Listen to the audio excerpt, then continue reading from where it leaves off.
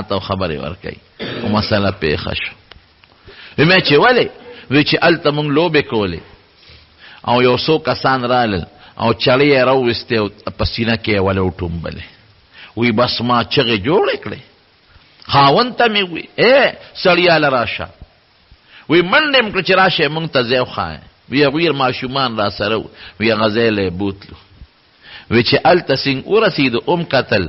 وی نبي علیه السلام دقسې یک تنها ولاړ دی او شین ګوشین هېڅوک نشته، نه پې د وینې اثر شته او نه څه د چړې چاکو داغ شته. زر مې وکته او یو چت مې که او سینې پورې مې ونیوه او کور ته مې راوسته. ویرېدم. وی ما ته مې خاوند وی چې دا به چېته پیریان میریان او یا چېته بل څه شی به و د غیب سالب به کار اخلي. بهر کیف وی شین ګوشین ولاړو کور ته مې راوسته. چې مې کور ته راوسته او کله نبي علیه السلام یو پوټی قلار شو نو ما تې تپوس وکړ بچې څه چلو؟ وی راته وی چې مورې هغې بي بي حلیمې ته به یې مور وی رالل. وی هغه یو ابل نه تپوس کړي چې دا هلک دی؟ هغه ورته وی هم دا هلک دی. وی زه یې ونیولم او وی چړې چاقینچانې چاکوان ورسره و. هغه یې راوویستل او یې ما ته وی چې بچې مه یېرېږه، تا نه به خدای د دې امت مشر او سردار جوړی. تسلي راکړه. او دې ځای کې د دې سینې د دې قوتې نه تر د دې نامه پورې د دې خېټې پورې دا ځای رالوشلو او یې زه په دړ نیم پېښ شوی. او بیا زما د دې وجود نه نبي علیه السلام وروستو دا قصه بیا کړې ده. دا یې وروستو قصه کوي خو که لا ماشوم دی پوهېږي نه. زما د دې وجود نه یې زما زړه راوویسته او ځان سره د زمزم اوبه راوړې وې. حضور پاک به وروسته وی چې دا زما ماشوموالي کې کوم شق قصه در شوي سینه شلېدلې شوې وه. وی چړې چاکوان او سامان ټول د جنت او اوبه زمزم وې.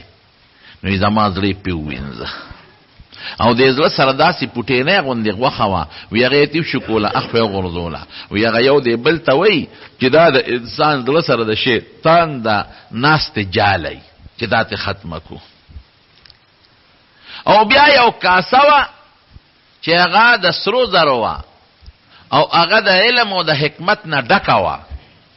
هغه کاسه زما په دې زړه کې ورواړوله او زما رګونه پې ډک شو او بیا ورسره یو مهر زما په زړه د پاسې هغه مهر ولګو او بیا زما هغه غوښه یو ځای کړه او لاس یې پراخ که واپس ټیک شو.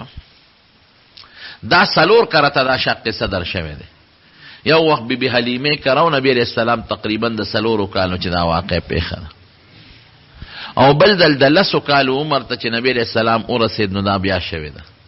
او بل ځل چې نبي علیه السلام ته کله نبوت میلاوېده په غار حرا کې دا بیا شوې ده.